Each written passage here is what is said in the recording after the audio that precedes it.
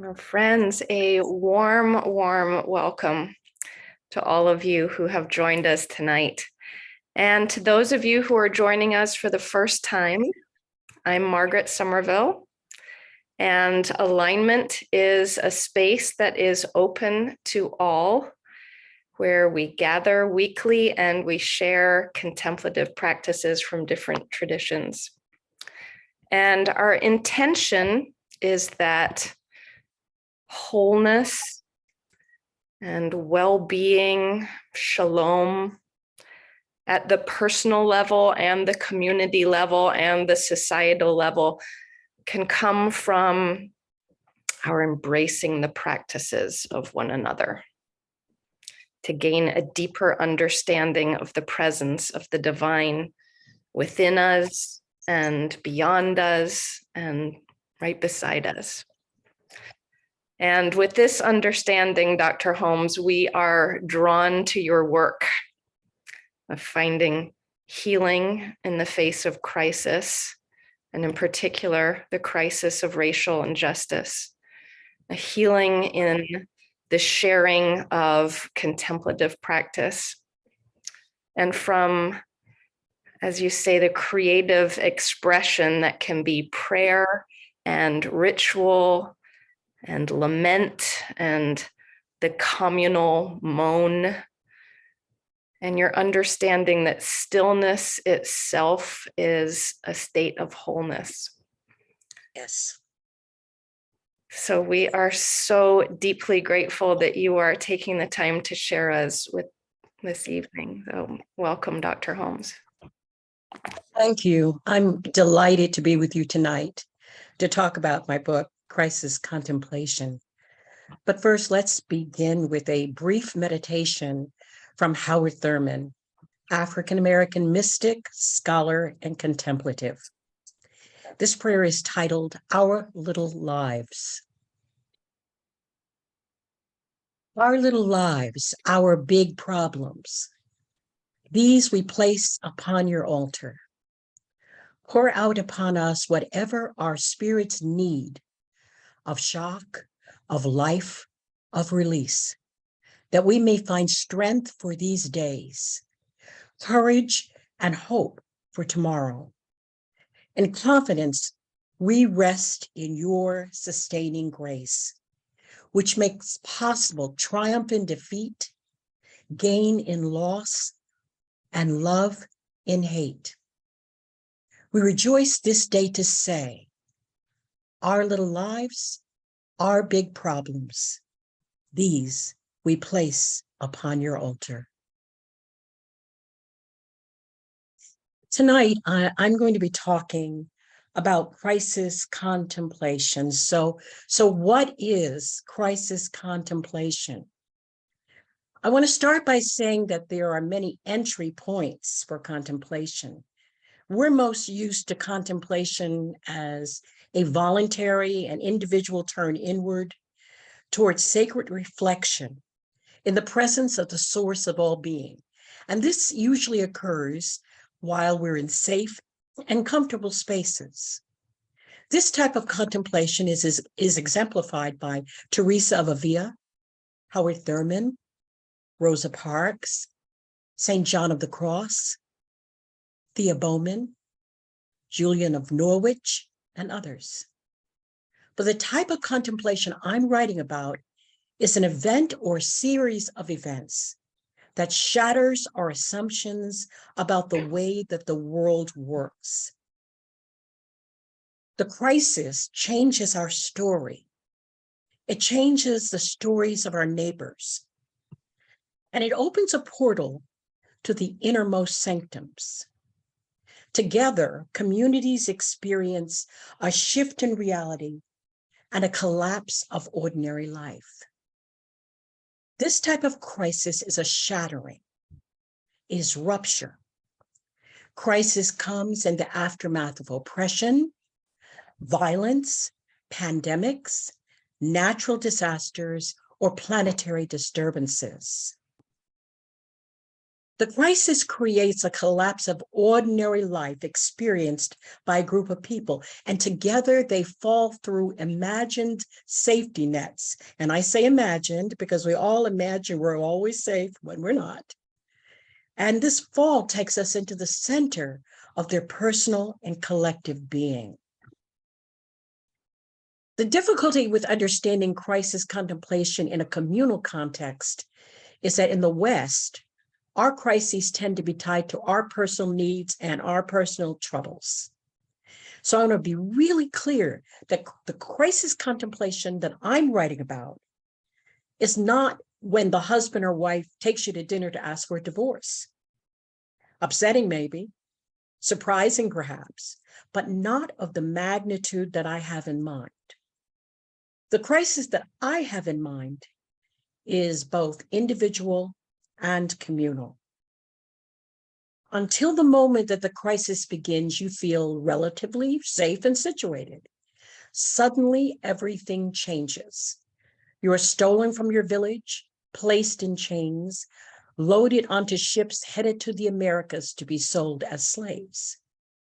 You're rounded up, placed on trains headed for a German death camp, Auschwitz, Treblinka, Bergen-Belsen, Dachau. Or upon the orders of the US government, you and members of your tribe are rounded up to begin a forced march from native lands in North Carolina to Oklahoma. Or without warning, they send you and other Asian neighbors to internment camps. In each circumstances, those caught up by the crisis know that some of you will make it and some of you will not. But the crisis isn't always based in oppression. In Haiti or Syria, the ground opens up and earthquakes swallow people, homes, and resources. Or a hurricane of incredible magnitude slams into Puerto Rico's fragile infrastructure, or New Orleans' below sea level situation, and help doesn't come. The extent and magnitude of the crises that I've described differ, but there are some common elements. You and your village realize that you do not know with certainty God's agenda. You and your village realize that your previous sense of belonging to the wider human community no longer exists. This is particularly true if your village is under siege and other folks around you are safe and not coming to help you. But if you survive together, who you are and how you are in the world is forever changed. I first recognized the elements of crisis contemplation when I was writing the first edition of my book, Joy Unspeakable. At the time, I was looking at the contemplative practices of the Black church. And at that time, most people believed that Black religion didn't have any contemplative practices. They had rousing sermons, evocative worship, but not contemplative practices by the standards set by European models. See, I've always understood contemplation to be a choice for peace and an opportunity to disconnect from the relentless rhythms of work and productivity. However, in its historically understood context, contemplation requires the privilege and the time to retreat from the front lines of everyday life, if only for a little while. This is hard to hear, but for most people of color and their communities under siege, such comforts are inconceivable. We dare not shift our gaze for even a minute to consider an alternative reality. Survival requires an alert, spiritual, embodied stance. To contemplate in the ordinary sense of the word during a crisis might increase the possibility that we misread signs of danger in our immediate environment. We have to be present or woke, or we might miss the rumblings of a dam that's about to break, a volcano that's about to erupt, or the seething resentment of a police officer's polite and routine request for driver's license and registration. we might let our guard down at the wrong moment with lethal consequences. To be woke is to be spiritually alert and willing to be a witness to injustice or catastrophe. African scholar Tommy Adeyemi says this: we owe one another a witness. When we see systems that hurt and hinder, we owe it to the hindered to train our eyes on their plight. If we are being wronged, we owe it to ourselves and anyone in a similar position to make our voices heard. Now, I'm very much aware that the phrase "stay woke" has been politicized by the right and used by Black Lives Matter as a rallying cry. But its original meaning is in the book of Matthew, where Jesus says, "stay woke," which has nothing to do with the conservative agenda. To be woke is to see and to say what has gone unseen and unspoken. We have eyes, we have voices, we can offer both. So I knew, as I was looking for these contemplative practices in the Black church, that the European model of contemplation could not be the form for the African diaspora in its entirety. I mean, we're all familiar with the lone monastic in prayer, and that's a wonderful contemplative example. But the upper room in the book of Acts offers another form of contemplative entry. William Johnston, in his book Mystical Theology, says, all through the Acts of the Apostles, we find the Spirit descending on the group, communicating gifts and filling all with God's presence. This is a model of congregational or communal contemplative practices that I would see often in historically Black churches. At the time that I saw an example of Black contemplative practices, I was in a church service, in a church, Mississippi Boulevard Church in Memphis, Tennessee, where I was living. And they began playing a song called "Oh Jesus." Well, "Oh Jesus" only has 2 words in it. Okay. So it's not really a song, it's a chant, it's a refrain. And the song just says, oh, Jesus, Jesus. And the song went on for 15 minutes and the musicians stopped playing and people started moaning and walking the aisles and weeping. I mean, this is not a Pentecostal church. This was Disciples of Christ, and they were losing their minds. Some were silent and weeping. Others were crying out. And I was watching an entire congregation of 7,000 people enter a contemplative moment together. Well, after those practices emerged before my eyes in real time, I knew that my future work would always include the introduction of mystical encounter as an ordinary aspect of the life spectrum. I realized that contemplation was not only a solitary experience, but groups could have the spiritual encounter together. So how does that relate to crisis? What do you do when you're in the midst of a crisis? And how does the group, your village, your community help? When the crisis strikes us, the response from the village must be to encourage a pause. There's little we can do, but we can be. We can listen. We can love our neighbors. We can host the spirit that flutters over every dawning day. We can also slow down. We slow down to allow for the possibility of contemplative refuge, respite, and renewal. To slow down and to be still is to allow both the source of our troubles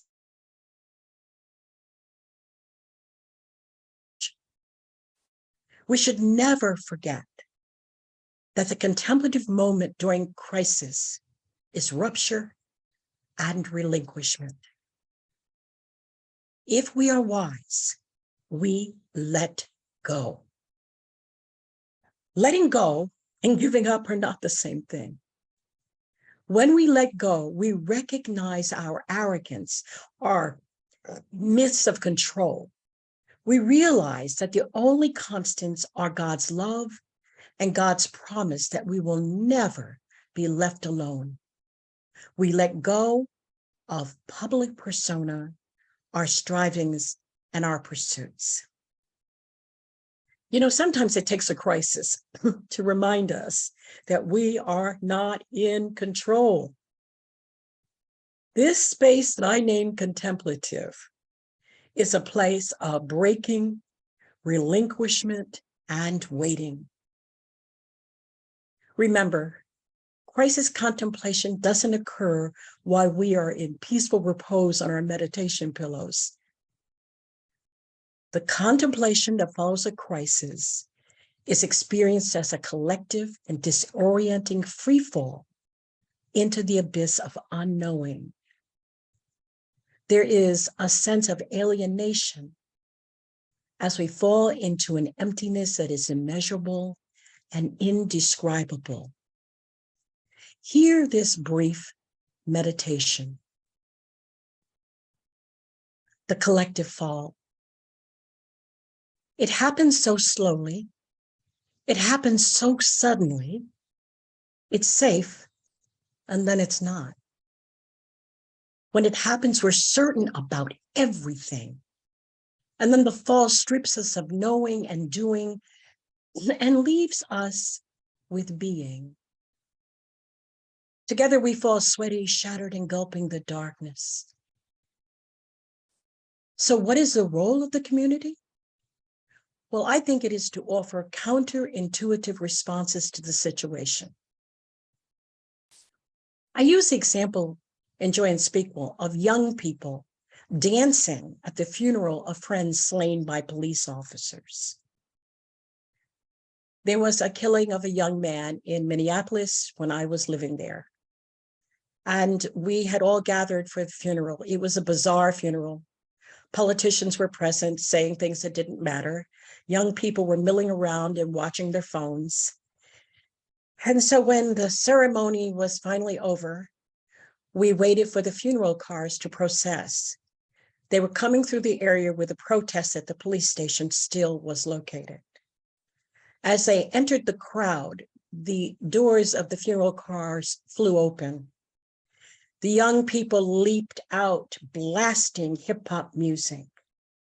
They were dancing as if their lives depended on it. People misunderstood what was happening. They thought they were dancing out of disrespect or dancing because they were happy. And in fact, they were dancing the resilience of the community. They were dancing the resolve that you may kill us, but you'll never overcome our resistance and our love for one another. So that's what a community does. This is communal grieving that offers something that you can't get when you grieve by yourself. In the words of Son Bonfu Somme, through validation, acknowledging, and witnessing, communal grieving allows us to experience a level of healing that is deeply and profoundly freeing. Our healing is our humanity. The other role of the community, and this is just my preference for the arts, is to offer a creative response to oppression. We speak poetry. We rap rhythms of survival. We offer graffiti images of the slain. We dance and let our bodies reveal our suffering and persistence. And when all else fails, We sing ourselves sing. Art opens a portal to new realities. So we're talking a lot about crisis, but what does healing look like? Well, there are many paths, but I highlight three possibilities: recovery of memory and story, revival of culture and ritual, and the interpretation of our trauma through the lens of joy. So let's begin with storytelling. We are revived when we tell stories about our reality, our bodies, our spirits, our God. These stories that we tell, they challenge us, they unsettle us, they touch us in places that facts seldom reach, and they can also move us to action. Whenever Jesus is asked a question in the Bible, he answers with a story or a parable. Matthew 13:34, he did not say anything to them without using a parable. We tell our stories because all of us have survived something, because stories are signposts from the past to give us clues about the future. Finally, our stories are a witness to the next generation and an opportunity to understand the use of the universal as well as the particular, the details of trauma, healing, and survival. I like the work of Professor Leon Bell because she talks about the different kinds of stories, and I never thought about it in this way, that there was more than one type of story. There are stock stories, and the clearest stock story example I can think of is the American Dream. And that's told by dominant groups. It's passed on through literary documents, history, law. Stock stories have the power of social enforcement through public education and familiarity. But there are other stories. There are concealed stories. They exist along with the stock stories, but they remain in the shadows, hidden from the mainstream view. And they are told and retold by people on the margins to express their own self-respect and honor. A good example of a concealed story is Langston Hughes' poem, A Dream Deferred, a direct counterstory to the American Dream story. Then there are the resistance stories. Those are the stories where the hero marches in and saves everybody. But the problem with that story is it diminishes the power of collective cultural resistance to oppression. I mean, everybody loves the story of Harriet Tubman running back and forth from Maryland, saving everybody. But very few people know the story of Haiti's rebellion against slaveholding nations, including how Haiti ultimately won those battles as a community. And the last category are the emerging or transformative stories. These are stories gleaned from our imagination. I've always said, you can't inhabit what you can't imagine. Villages under siege know what they don't want, but through transforming stories, they draw blueprints of what they do want so that the construction can begin. As for the revival of our culture through ritual, there are real examples of this in Native American culture, because they have found that culture is medicine, which simply means reconnecting with your culture as a protective and therapeutic value. It leads to resilience and recovery from traumatic events. All of us, not just those who are oppressed, all of us are traumatized. Because in this day of virtual transmission, you no longer have to be at the site of the event to be traumatized. We're traumatized by the war in Ukraine. We're traumatized by the televised death of George Floyd and the others who followed. Now, the problem with trauma, which is a crisis, is that we pass it on in our genes to other generations. This is the research of Dr. Rachel Yehuda. And she found that when people have children who are traumatized, those genes who are altered by trauma are passed down. And the children also inherit the genes affected by trauma. But this is the important part. Trauma is not the end of the story. We have the option of performing joy while the trauma persists. You see, we perform joy because we're not required to fight for our reality. We can just live it. We can be weird and whole and as shape-shifting as necessary, for we are called to a purpose. We're being invited to awaken to our true nature as spirit beings, energy sharers, and prophets of potential. Let's just sit for the last few minutes with what we have heard.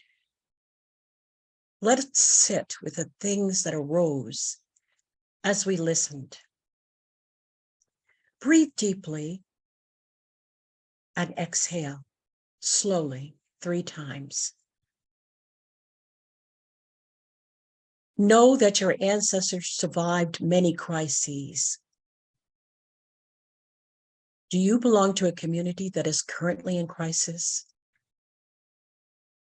If so, what is happening?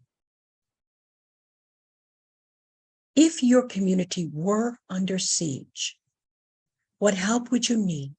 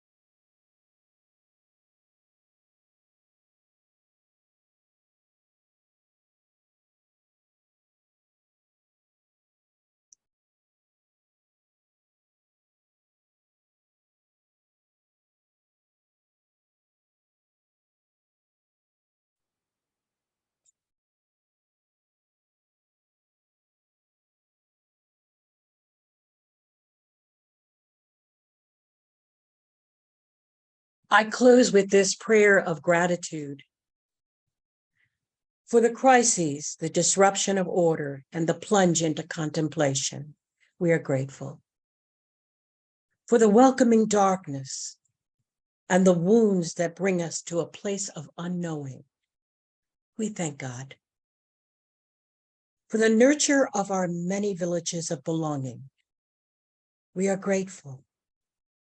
For healing that comes in unexpected ways and the imaginative pathways of futurism and cosmic rebirth.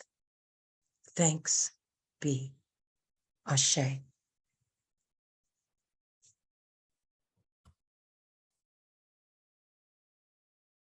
the beautiful, beautiful last page of this incredible book.